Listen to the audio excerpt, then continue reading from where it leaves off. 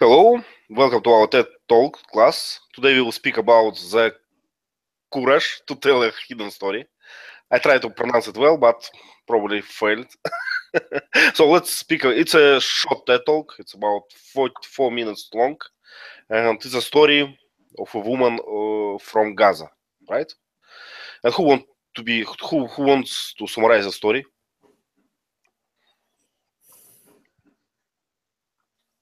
Vasans, do you want? Okay, this is a very short talk, and where the speaker discussed about Palestine and its aftermath effect of the war and the civil war. She is a photojournalist, and she took some photos and she shared the experience of her work experience in Palestine. Like that's all. That's all she shared. Anything else? Diana, can you add something to this description? Well, yeah, it was very, very short talk. She was talking about her experience. So I would say that it is not civil war, right? It's not civil war because these are different countries. We cannot call it civil war. So different people, different countries. Okay, so she touches the topic of women, in the men's profession, so to say. So photography is considered to be the field for men, especially kind of a war photographer, right? Like a photographer of the hot spots, so to say. So that is why she she said that she called it the lasting stigma on her and her family. So actually I cannot say that she overcame it, because I don't think that now there are any other photographers. She's told that she was the first photographer, but well, probably, hopefully, she's not the last. So, but I don't think that this profession, the photographer, became like very popular in Palestine. I don't think so. So there are a lot of difficulties for her, obviously. But she also said about the advantages of being a female, a woman photographer, because one part of the life which she expressed was not, how to say that? She said that it was not so seen to male photographers, so to say. Yeah, they could not approach women freely, so to say. That's why, as a woman, she had an advantage of seeing this part of life and making pictures from that angle, so to say. So, and I think that that gives us more like a full picture. So we can see war from a man's point of view and from a woman's point of view as well. So that is very good. Very good. Okay, and you mentioned the idea why, and I would say that I choose this TED Talk because of this idea.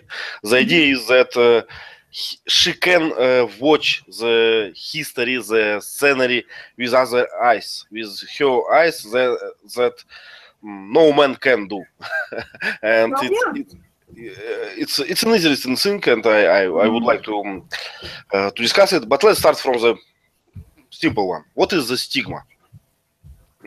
Let's start from the vocabulary. Gerard, can you explain what is the stigma? The stigma. Stigma. What do you mean? Stigma. That she was a stigma. It's a mark. Like Jesus Christ had marks in his hands because the nails when he was hung on the cross. So those signals are stigma that are named stigmas. Does it have some connotation, positive or negative? What do you think? I think it's how do you call that? I don't. No, there's a different word, Gerard. What Jesus had were called stigmata. Those are different than stigma.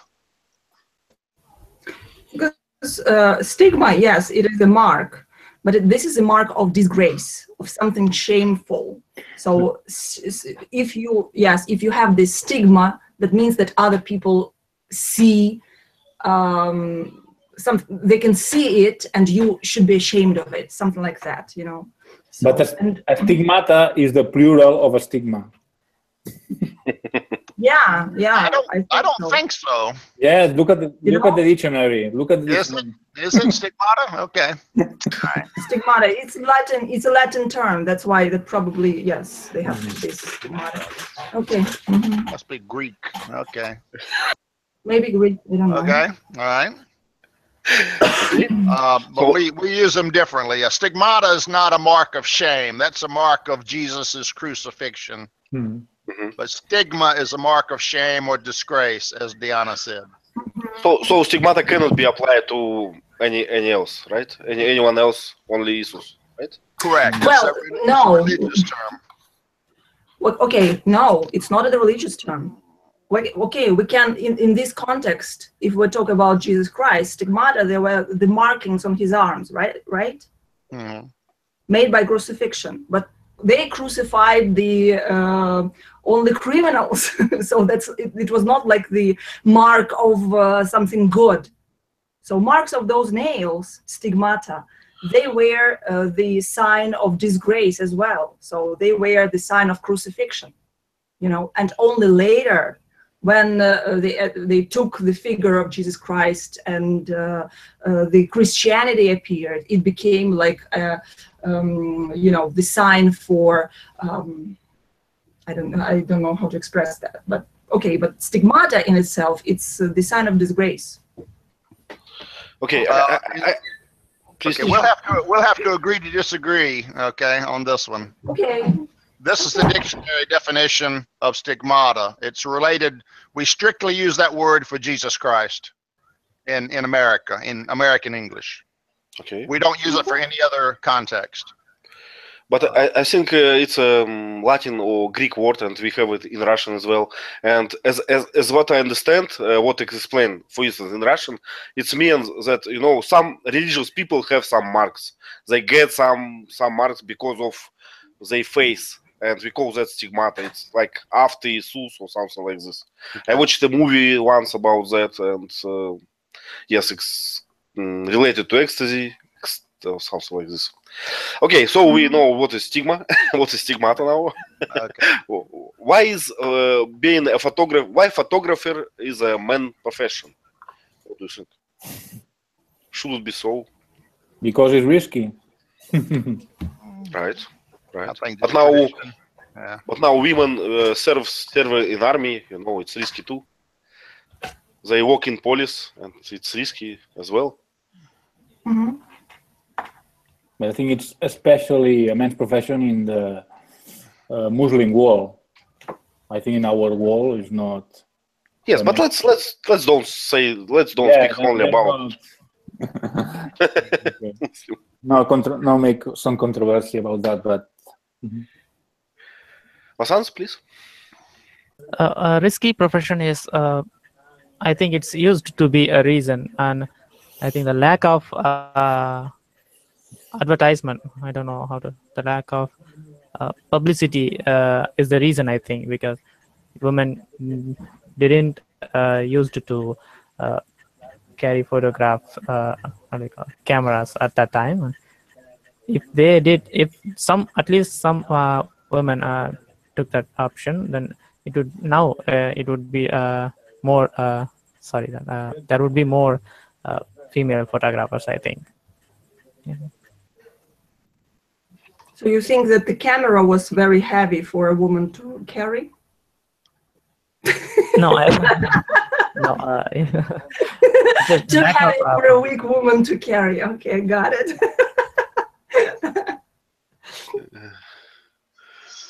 Gerard, please. I think women in a war are more prone to be abused. That's true too. Yeah. Well, long time ago we have a Lynn. We have an echo from you.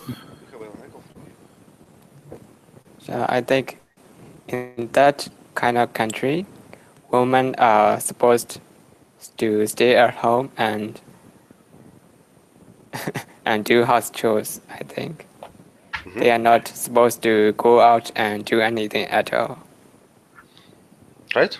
So it's a cultural thing for them. I agree. Also, What? Go ahead. I was going to say also, a photographer has to sometimes go out alone, and women in those countries usually have to be accompanied by a man. So a job like a journalist where you go out and interview people and take pictures by yourself, that's not suitable for a lone woman. So that may be one of the reasons why it's always been a man's profession, because you might be alone and you have to be kind of assertive and aggressive, and they don't normally have women in those kind of roles. Understand. And when you wrote in our chat, "Women stay in the home, risky profession." What? It's two different sentences, right? Yeah, just phrases that people have used. Yeah. Okay. I just try to understand if it's one. So in the home risky. Okay. And I can recall a story in Russia. Long time ago, we have a war on Kavkaz. I don't know how to pronounce Caucasus. And there was an accident when journalists, reporters were caught like hostages. And when it's women, it's somehow a bigger problem for our military. I don't know why. It was what I read in that time, that when women was held like hostages, it was harder to get them back because of culture of that region and so on. So they just restricted women to play this game. It was, I think, feminists was not happy about that, but it was a forced solution.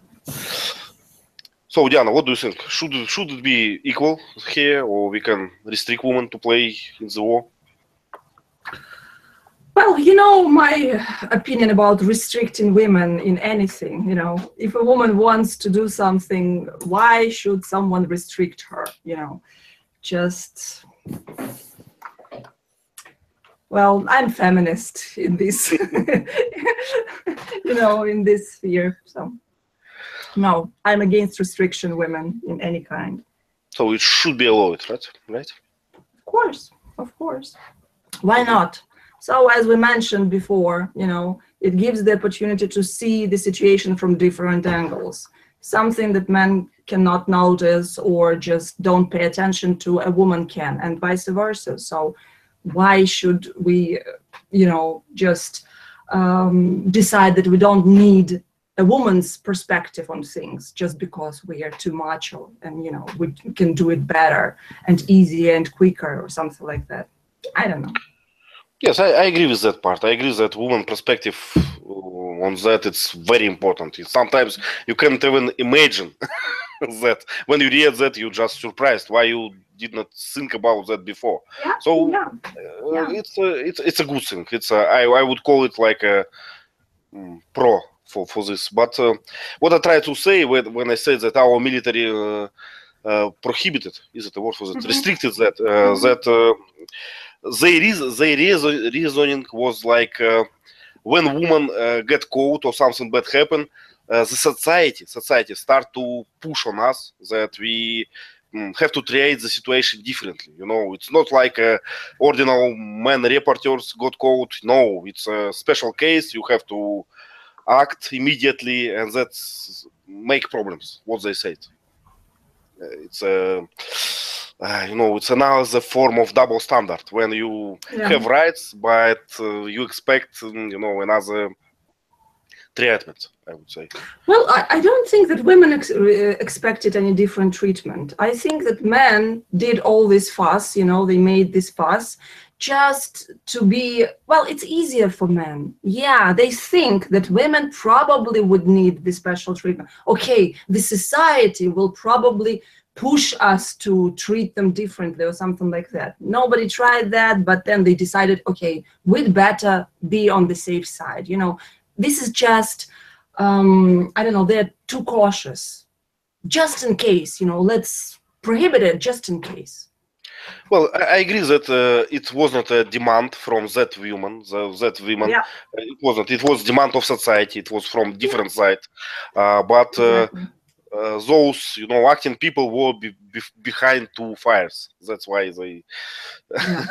they made the solution. I understand. I understand that. Yes. Okay. So let's go to the questions.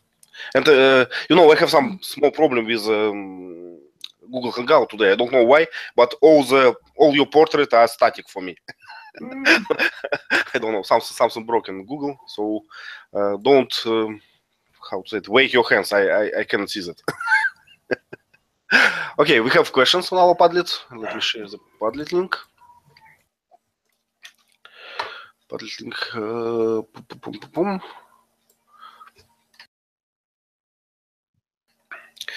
What is your opinion about photography documenting memorable moments? I can say that I understand it. Context about it. Vasant, is it your question, right? Can you explain it more? Yes, because if you are visiting the Eiffel Tower and you are looking at the tower, it's from your point of view. And if somebody takes a photo from the right side of your position, then it's another point of view. When you look at that photo, you are seeing from another man's perspective. So how does it feel for you? So that's what I wanted to ask. Mm-hmm. So if I got this right, should I make this photography by myself and I can't rely, you know, for anyone else work, right? Well, I like photo. I do a lot of them. I spam them by them in our chat. So you know my answer. I do a lot of them. What about you, Gerard? I don't especially like photography. Well, what about vacation? About special cases? No, I really. Celebrations? No. I don't like them. It's strange. How it's possible? Diana, what about you? Do you like photography? Yeah, I don't usually enjoy being in the photograph, but I like to photograph my daughter, you know. And actually, all those pictures later on, when I look at them, they are connected to some my emotions, right? So that makes me remember, you know. It's like, yeah, that's for memory. Yeah, like I understand what Vasant was trying to ask. So yeah. And actually, if someone takes the picture from their point of view, you know, just that's it can be absolutely different, yes, because it is not connected with my emotions, right? But then on their picture, I can see some details which I missed from my, you know, like point of view. That's why why is photography so interesting? Because the same object can be you know, the picture can be taken from just a slightly different angle, but your impression can be absolutely different about the same object. So I don't even think that it is objective, you know. So the photography is so objective because still it is a photograph, but you can see it differently, you know, your picture and the picture of the other person. So that is an interesting thing. I think we can provide a lot of examples about this objective things. You know, when the same event was taken by CNN and something else. You know, it will be two different photos. That's right. Yes. Okay. Teacher Lee, what about you? Do you make a lot of photos? Do you take a lot of photos? I have in the past. They're just, like Deanna said, mementos, something to help me remember I was there, I saw it, this is what it looked like. I think what Vasanth might have been getting at was you can take the picture from different angles, and generally we take the picture from far away so we can see the whole panoramic view of the object, like the Eiffel Tower. But if you wanted to show some particular aspect, I could walk up to the Eiffel Tower at the bottom and take a picture looking straight up at the top. That would, you know, emphasize the height aspects of it. So you can highlight or emphasize different aspects of the object by the angle of how you took the picture. Do you take the picture when there's no one in the picture, that's just the lone object? Or do you back up and wait for people to walk in front of it so you can get some of society, you know, the busyness of people in front of the object to indicate it's a part of the whole setting? You know, you can emphasize people or the object or a combination of both in harmony. So it depends on what you're trying to show in the picture. Your kids in the picture, you know, that kind of thing. Yeah. Right. Okay. What's else? No, actually, you reminded me of an interesting thing. Just your question. My sister's friend is she likes to travel. She travels a lot, and she enjoys you know, taking pictures. And she loves to be in the pictures. But the thing is that she's almost blind. She's almost completely blind, and I don't understand why. And she needs those pictures at every, you know, like object.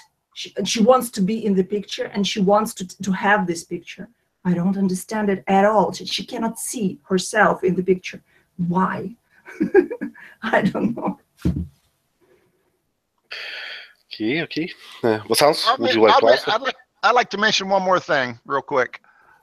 In Titanic, if you remember the very end of Titanic, the old woman was telling the story of her romance, right?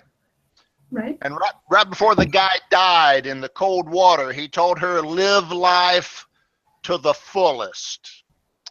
So everything she did after that was in memory of him. She would always take a picture of her doing different things in life. And that was kind of, I want to say, evidence that she took his wish to heart and lived life to the fullest. So that was her visual evidence that she was faithful to him in that way. So his life wasn't lost in vain. You know what I mean? Yeah. Okay. What else would you like to answer one question? No, all I can say is yes, I like photographs because I can see myself from different angles. So like, it's not That's possible. what I in real don't life, like. you know. That's what I don't like in the pictures. To see myself from that angle and that one. Okay. Okay, so it can be different. Okay. Another question. Why do people live in open air strike zone even after knowing that the possibility of getting killed? Very easy, because they don't have any other chance to live in another place. So they live where they can live. Imagine people living in Gaza, what they can do. Leave Gaza. Yes. Go to America. Yes, it's not that easy, you know. And they have there is a wall over there. Yeah. You know, just the wall has started to they're building the wall now, so that's very Be careful, you know, be careful. When you say that there is a wall between America and Gaza, you know, Americans can get that wrong. No, not between America and Gaza. Yeah. But you know. But you know, I understand that it's hard, that it can be extremely hard. But you know, the price is very high. The price is very high. If you living in an area where you can get killed in any moment, probably should be taken some actions of that. It's sad that we don't have Mata today. Maybe she can explain us better why. But well, I can understand that it is really hard to leave your home. Yes, everything that you've had, where your parents probably buried, or your ancestors, or you have a long history over there. It is really hard. It's heartbreaking to leave it behind. But I think that if you have children, if you are looking to the future, so yeah, it is hard to understand also why you are staying there when there is war going on, when it is very, very difficult. It is difficult. Wasans, please. Yes, we have a saying like east or west, home is best. So every man feels safer when he is under his own home's roof. So, but if he get bombing in his native, then it implies that nowhere is safe. Yeah. Okay. Well, yes, we can actually ask Teacher Lee the same question. So now in Texas there is this awful thing going on, yeah. So when a lot of people were killed, right, because they stayed over there. A lot of people went from Texas, yes, they went up somewhere, some other places, right, because they knew that this Harvey thing was coming. But some people stayed there, they didn't leave.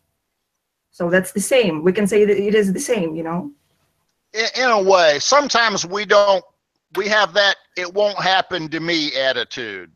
It won't be so bad. It'll just be wind, a little rain, and it'll go away. I don't need to evacuate. They don't believe it can be really, really, really bad and life-threatening. It's human nature. Why? You had Katrina. You have it every couple of years, just you have like things which ruin everything, and you still cannot relate.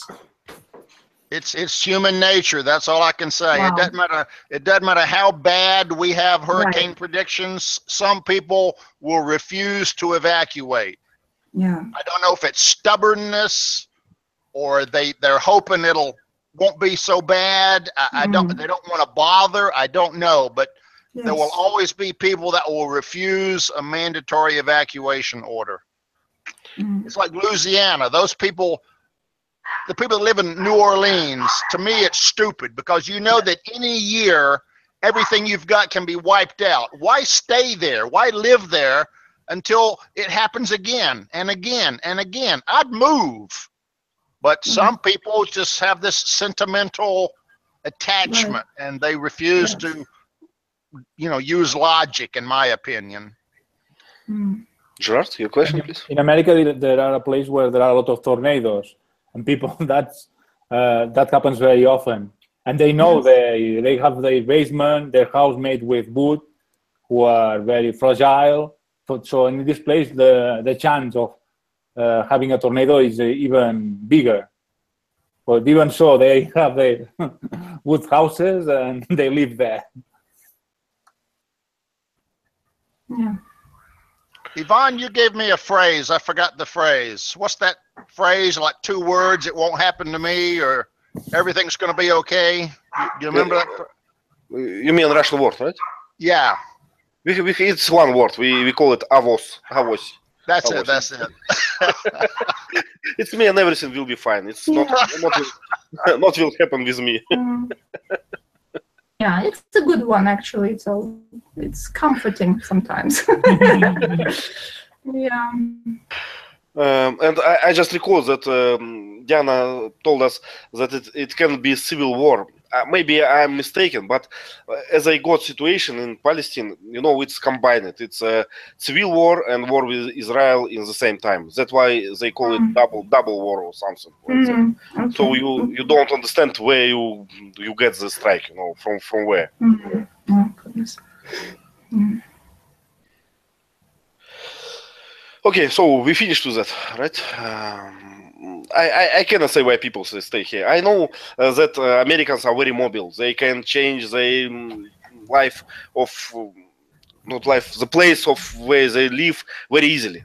It's not the same in Russia. We mostly Yes. will mostly belong to our places. It's a very big stress for a family to move somewhere. It's Yes. almost It's impossible huge. yes, and almost impossible for many families. But at the same time, if it's a question of life, I think that people would not understand you if you say that I will stay here because my, I don't know, garden or something. you have to move, I think. Okay, another one, and I think only Diana can answer that. Yeah, that's a good question. That's a good question for Vasant. Okay, let me read it. Have you, as a woman, ever felt in the fear of your life due to a male's discrimination against you? Not in our classes, Not in the class, but okay, just define discrimination. What is discrimination? I experienced harassment, yes, but my question was, though, have you ever feared for your life in any situation where you were treated differently because you were a woman for whatever reason? I don't recall such a situation, just no. The reason I ask is there was an internet article one time recently about women in the IT field. And some of the women said they felt fear for their lives at work. Oh my goodness. And I'm going, is this exaggeration? Or they said they didn't feel safe. I'm sorry. They didn't feel safe at work. So my thought was, did you fear bodily harm, attack? What do you mean you didn't feel safe at work? I wasn't sure what that meant. I think they meant sexual harassment. I think that it was about harassment, not like. I think that in modern world, or something like that. in modern world, especially in California, in IT industry, it can mean anything. Coffee was cold. I felt not safe because of it. So it's very common now. Yeah. And it's all happened because of male discrimination. Because male invented this coffee. Yes, male switched it on, and now it's not as hot as I want. Oh my goodness. No, well, yeah, we are laughing now, but probably some women can't. But I cannot imagine it in American situation or something like that. Yes, harassment is a pretty bad thing in many countries, but I'm not sure that they felt unsafe. I did share a few examples of this IT harassment. I can share a lot of them if you want, and mostly it's about someone said something wrong, and I feel not safe, and we have to fire this man and something like that. Because most of the IT workers now in the modern world are remote workers. So you sit in a safe place, with your own coffee maker, and what you feel is just what other people say to you. That's all. And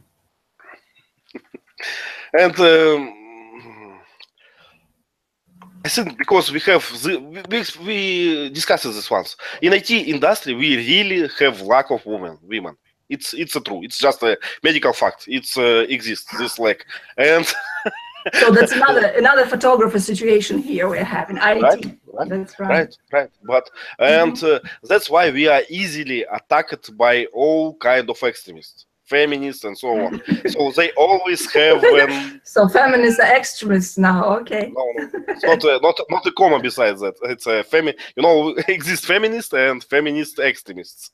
It's just there is no comma. Okay. So, and we easy goal for them. They always have at least one point to attack. Show me your woman in your IT. We don't have them. I cannot show it. Give me a few. Give me a few, and I will show you. Every day if they are professionals. But it's impossible.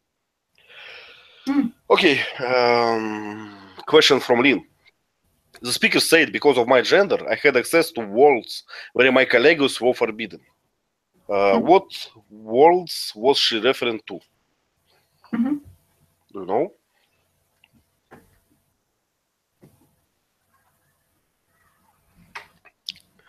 In your world, is there places that are accessible only for women? I think except ladies' rooms. I think that's related with Muslim culture. Mm-hmm. There are places where that are restricted for women. Well, as far as I understand, men are not supposed to talk to women, and women are not supposed to strange men, something like that, right? So there is a rule about that. So, but I'm not sure how strict this rule in Palestine, over there. So. Me neither.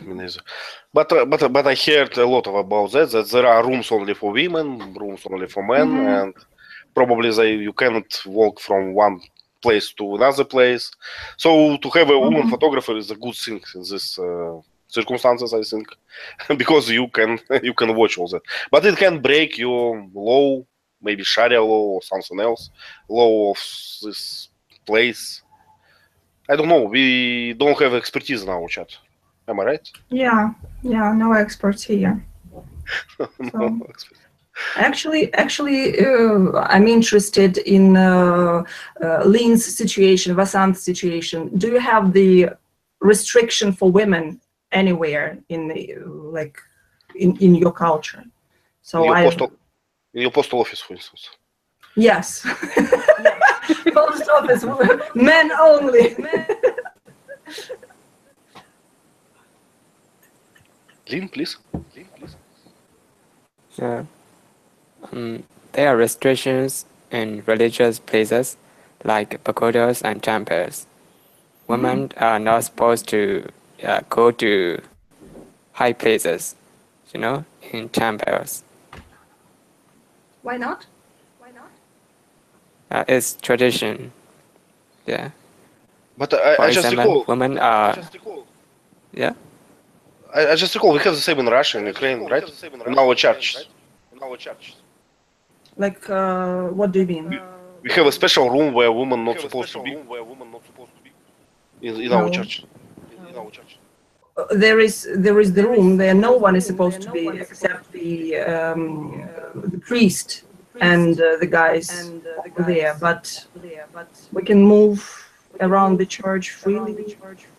Men, women, everywhere. I'm sorry, Lynn, can you mute because it's hard with echo. And I don't know English word for that. Let me try Russian. Maybe it's a altar room, and it's accessible only by men. So the altar. So there is the place behind the altar where only the clergymen, only the priests go. So, but not. Maybe I'm mistaken, but I can vaguely recall when I was a child there was some excursion or something like that in religious place, and all boys come and all girls stay out. So that's why I got it. So maybe it was the locker room. That's why women cannot come, Well, but actually all these clergymen, all those priests are men in church. Probably some rooms are only for men for this reason, just these are men's only thing. Vasant, so what about post office in India? Do you have this altar room?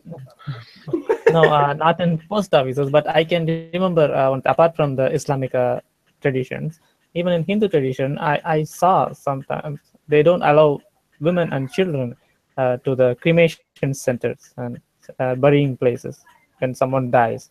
So they carry, the procession happens and they carry the body, dead body towards the boundary of our village. Then and they won't allow those women and children apart from after that. So they only men, very very close relatives are allowed, and after the first anniversary, then the women and children are allowed. But at the time of burying, cremation time, they are not allowed. Okay, you see, we can find such places. No, not only in Muslim countries. So Gerard, what about Spain? No, I wanted to say that I know a woman who traveled alone in India and she was asked all the time, "Where is your husband?" Yeah. They found a woman traveling alone, being a very weird thing. And these women also traveled to Myanmar, and she wanted to see a Buddhist temple, but she couldn't get access. And they said to her, "Maybe in the next life you'll reincarnate." Yeah, if you are good in this life. So you'd better be good in this life, otherwise you'll reincarnate being a bug or something like that. Yeah. It's interesting, Jan, that you think you have to be good in this life to be a man. I suppose opposite. Well, actually, I think that according to the reincarnation things of men, it's like the upper thing, you know, just closer to God than women. That's why they're allowed in all those sacred places, but not women. I saw that women just don't need it anymore. Ah, they're above all this. Okay. Gerard, please. You are a feminist as well. Yes. I must say I'm Buddhist, but in our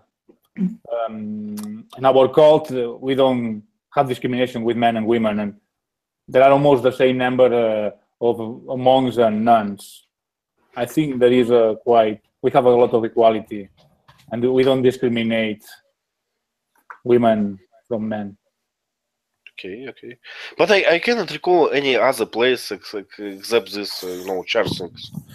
Do we have them? I'm not sure. Okay, at least we have a, smoking room for both gender. But what else can it be? I don't know. Yeah, can you remember? Please? In the U.S., the only thing we have that I see often that's openly kind of discriminatory against women is we have gentlemen's clubs. Oh. A gentleman's club is like a bar with the windows closed, and it's kind of high class. You can go in there and drink and maybe smoke inside, I'm not sure, and female performers will entertain you. These are usually men-only clubs. We do have some of those around sometimes. We call them gentlemen's clubs. Okay.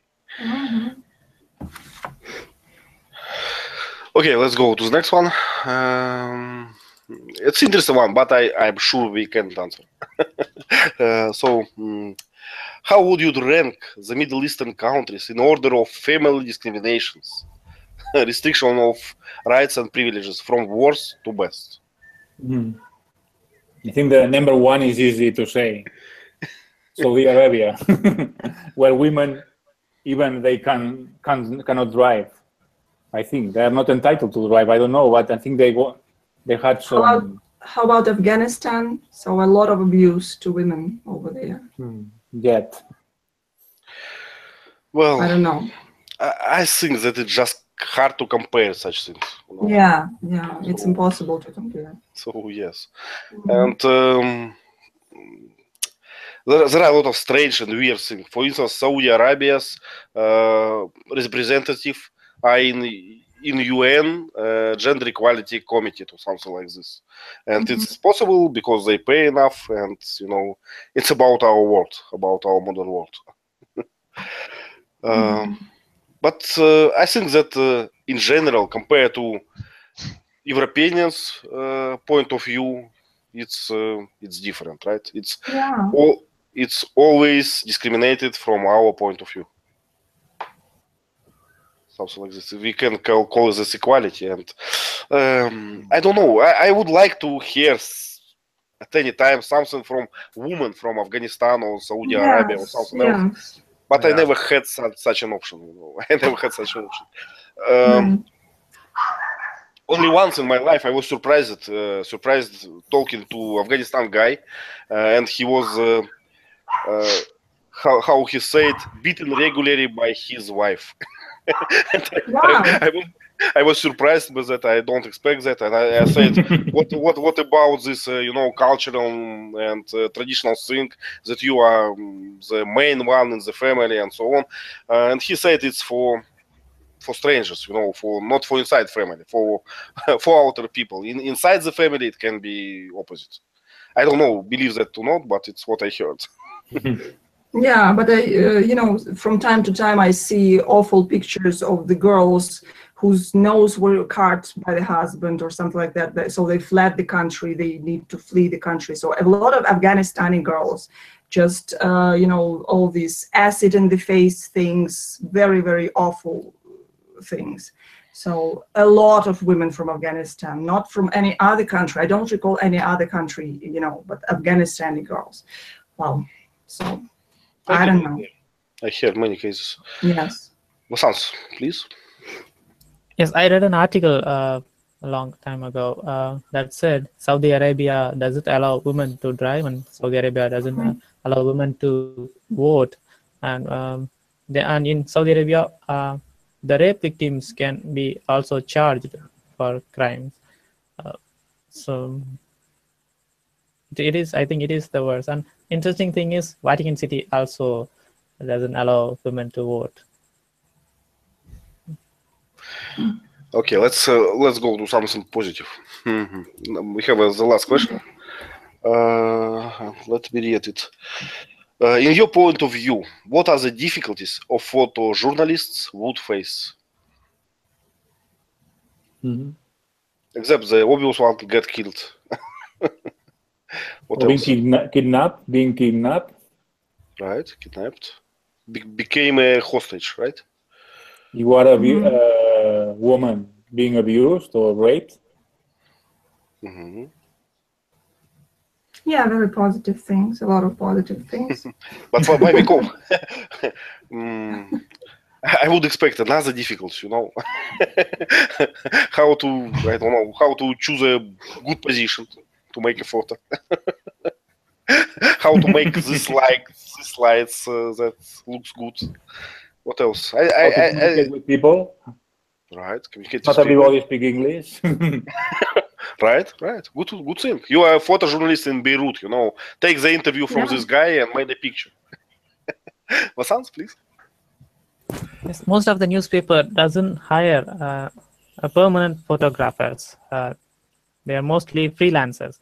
So they are under pressure to collect, to gather news, because such a newspaper like Telegraph, The Guardian, so they don't just only need photographs, they need content to share the news. So just photographs, it is not enough. So they have to they have to be skillful in collecting news and software skills like editing videos to giving them a proper material. So it all matters.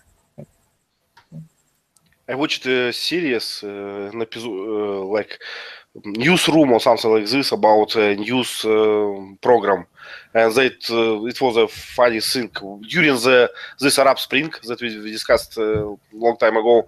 One photographer went to the crowds and disappeared, and they call by phone and ask, "Is it our guy or freelancer?" It just the answer was, "It's a freelancer." Okay, then just hire another one. It's not a problem then. Sounds logical, right? If you yeah, for the company, it's not a problem then. Yeah, it's just a freelance.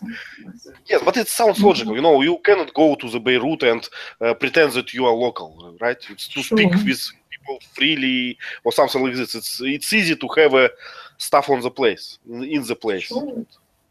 But the big companies, they usually do that. They have the special reporter in different places, and those people usually speak the language, and after a while they start speaking the language. And they usually work like a team, a mini team, something like that. The photographer plus the journalist. It's not like one person, just photographing and, taking interviews, because it's impossible, I think. If a woman photographer left alone amongst some men, it's really difficult for her to asks for where is the restroom or something like that. Because if as I see from that video, the photographer, it's she also seems to follow the religious thing. So she covered all, except her face, she covered herself completely. So I think it's such a women. It's really difficult for them. Yeah. Well, I think that it would be difficult for me as well. You know, I'm not Muslim, but it would be difficult for me being in this situation instead of her, for example, you know, because men around me wouldn't treat me differently, you know, because I don't follow their traditions, right? They would treat me the same as they are used to treat their women. So, and actually, probably the fact that I'm not wearing the kerchief, I don't remember the name now. Okay. So it would probably, I don't know, just probably it would be even more negative, you know, from their point of view. So I think that I would be more in danger not wearing the traditional clothes or something like that this woman is, you know. Not too much tolerance, right, in society. Well, it's not the matter of tolerance, you know. I think that probably everybody kind of expect other people to follow the traditions of the country. So when in Rome, you know, so you kind of should be also respectful, yeah, and you should be, there is logic in that. When you go somewhere, you shouldn't just tell, okay, I don't believe in your religion, I don't believe in your God, okay, just, and now answer my questions, you know. That's just silly, I think. But you describe it in, you know, ideal words, you know, when people go to America, that's logical. That's logical. But when people go to America, they ask Americans to follow their laws, right? not opposite. Why? It's happening there as well, you know. When we have these immigrants, they ask us to follow they. Well, okay, they can ask, but you know, just yes, they got the explanation. Okay, you come, yes, of course, but I mean different thing. You know, when you come to the country, you should follow the traditions over there, and you should respect those traditions. You know, just otherwise you are in danger. And who is to blame? Only your stupidness, I think, you know. Okay, short story. I have a lot of I have been learning my English from conversation exchange, and I have a lot of contacts. And once I speak it to men from one of such countries that we discuss now, and I asked him, just teach me a few phrases in your local language, just how to say hello or how to say bye, and just such things, just in case. And he said, just use, you know, this Muslim word, salam or something like this. I said, but what if I meet not a Muslim one, but some civilian person or something else? He said, it's not likely. It's not likely, and and if you will not use that salam, if you show that you are Christian, you will be killed too. But welcome, you know, welcome. Yes, so just a hypothetical question. Okay. Just better use salam. Yeah. Yes. Just okay. So when our time is almost over, any last comments, if any? New words? Vasans, do you know what is jacuzzi? Did you know before the class? No. No. Wow. Interesting. Cool.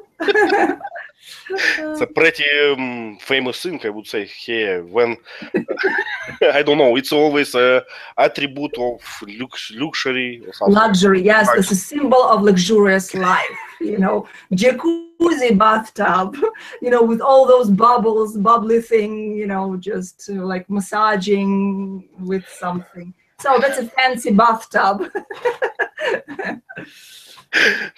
And the journalist said that every day the owner of the house would give his children a swim in bubbles. But I think there won't be bubbles in this bathtub without electricity and water. Yeah, that's interesting. She wanted to be poetic, I think. Okay. Well, you can do it like this. You can put the soap in water and a couple of kids. You know, after a couple of minutes, there will be a lot of bubbles over there without any electricity. You know, you actually should use children to make electricity, I would say, you know, just because they have so much energy. We're completely wasting their energy, you know. In my pool at summer house, I use a vacuum cleaner for that. Just put in reverse direction and put the pipe into pool, and it produce a lot of bubbles, and people children are happy. And that's cheaper. That's cheaper than kind of cheaper. So thank you again. Thank you for coming. Thank you for this class. Tomorrow we'll have a movie, Arizona Dream, Diana's choice. So please come. Yeah, my favorite one. John did. So thank you again. Bye. Bye. Bye.